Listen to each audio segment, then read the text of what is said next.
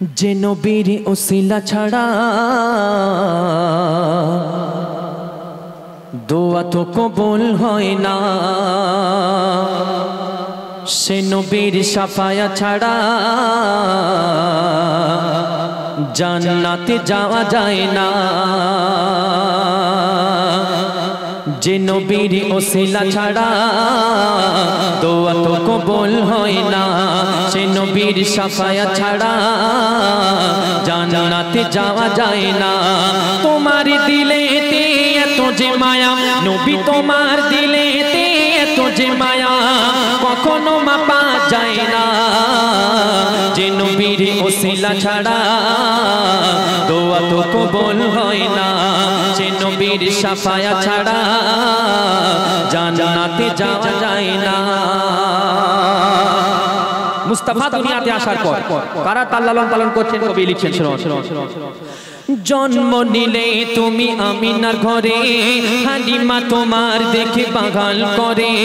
জন্ম নিলে তুমি আমিনার ঘরে, হালিমা তোমার দেখে পাগল করে। জরা জীর্ণ হলো চাঙ্গা রতন, করা মাঠে ভরে গেল সোনার ফসল।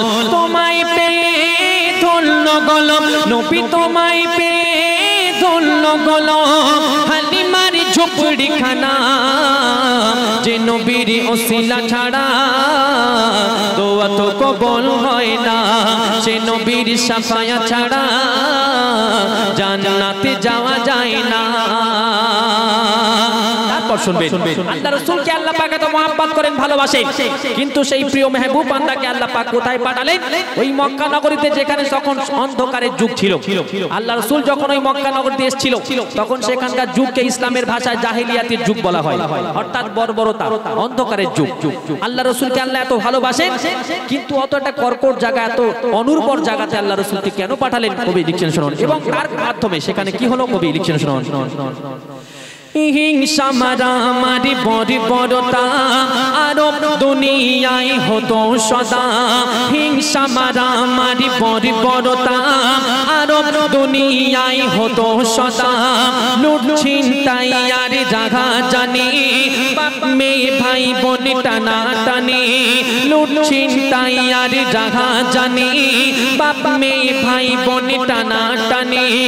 আগাতে নূরের পায়ের ছোঁয়ায় দেখো মুহাম্মাদের পায়ের ছোঁয়ায় জান্নাতুল বাকি সেথায়। যে নবীর ওসিলা ছাড়া দোয়া তো কবুল হয় না, সে নবীর শাফায়া ছাড়া জান্নাতে যাওয়া যায় না।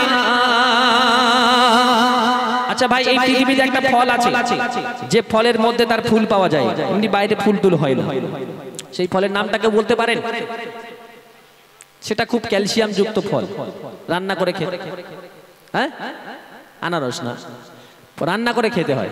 আনারস রান্না করে খায়।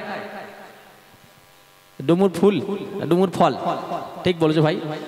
শায়ের বলছে মোহাম্মদ খুদা নেহি মগর খুদা সে জুদা ভি নেহি। কবি ছন্দের মাধ্যমে লিখছেন শুনুন। মোর নবী হলো ঈমানের মূল, খোদার বাগিচার সেরা যে ফুল। মোর নবী হলো ঈমানের মূল, খোদার বাগিচার সেরা যে ফুল। ফলের ভিতর থাকে যে ফুল, ডুমুর চিনতে করো না গো ভুল। আগাতে ফলের ভিতরে ফুল, দেখো আগাতে ফলের ভিতরে ফুল। মুহাম্মদ রাসূল যে নবীর ওসিলা ছাড়া দোয়া তো কবুল হয় না, সে নবীর শাফায়া ছাড়া জান্নাতে যাওয়া যায় না। শেষ কথা শুনবেন। এই যে দুনিয়ায় আমরা বসবাস করছি, এই দুনিয়াটা আল্লাহ পাক সাজিয়েছেন কেন? এই দুনিয়াটাকে আল্লাহ পাক সৃষ্টি করলেন আমার নবী মুহাম্মদ মুস্তাফা সাল্লাল্লাহু আলাইহি সাল্লামের ওসিলায়। তানাকে না সৃষ্টি করলে আল্লাহ পাক কিছুই সৃষ্টি করতো না। কিন্তু আমরা বর্তমান সময় মানুষ, আমাদের একটা জিনিস সব সময় মনে রাখতে হবে। আমরা কথায় কথায় বলি না, কাল কিয়ামতের মাঠে ময়দানে মহাশর, বলি তো কাল। আমরা কেউ বলি পরশুদিন, এক বছর পরে কি বলি? বলি কাল কিয়ামতের মাঠে ময়দানে মহাশর। কেননা কিয়ামত কখন হবে?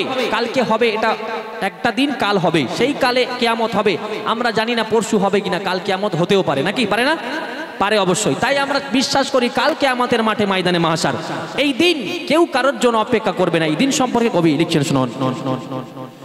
দুনিয়াটা কত যে রঙের মেলা, হাকিমুল চড়েছ কত যে দোলা। দুনিয়াটা কত যে রঙের মেলা, হাকিমুল চড়েছ কত যে দোলা। সহজে যাবে না তারে গো ভোলা, বইবে না কেউ আখিরাতের ঝোলা। দিও গো নবী সেদিন দেখা, ও গো দিও গো নবী সেদিন দেখা।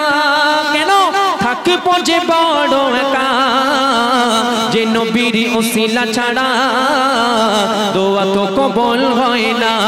সে নবীর শাফায়াত ছাড়া জান্নাতে যাওয়া যায় না। তোমার দিলেতে এত যে মায়া, নবী তোমার দিলেতে এত যে মায়া, কখনো মাপা যায় না। যে নবীর ওসিলা ছাড়া দোয়া তো কবুল হয় না।